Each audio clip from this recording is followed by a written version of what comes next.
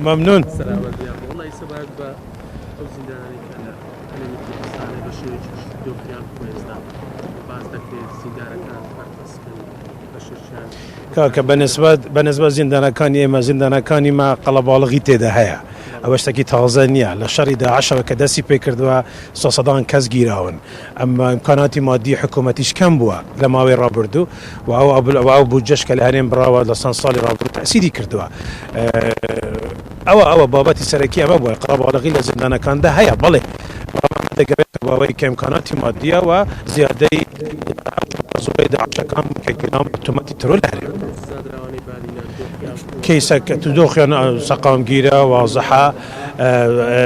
دەستی سەربەخۆی مافی مرۆڤ سەردانی کردوونە یونامی سەردانی کردوونە ڕێکخراوەکانی تر سەردانیان کردوونە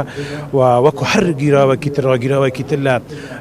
ئەو مافانەیان هەیە کە هەرێم هەیتی ئەگەر بابەتی کۆڕۆنا و ئیجراعاتی کۆڕۆنا ڕێگر بێت زیندانەکان دەرگە بکرێتەوە بۆ سەردانی کەس و کار ڕۆژانە ئەوە شتێکی ترە ئەگەڕێتەوە بۆ ئیجراعاتی ناوخۆی حکومی بە تایبەتی لە ڕۆی تەندروستیەوە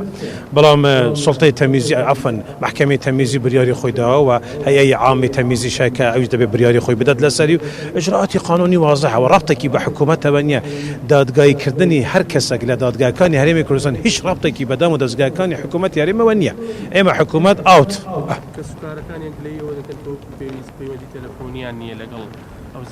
نەخێ شتیوانە پەیوەندی تەلەفۆنی هەیە لەگەڵ پارێزەرەکانی خوان لەگەڵ کەسوکاریان و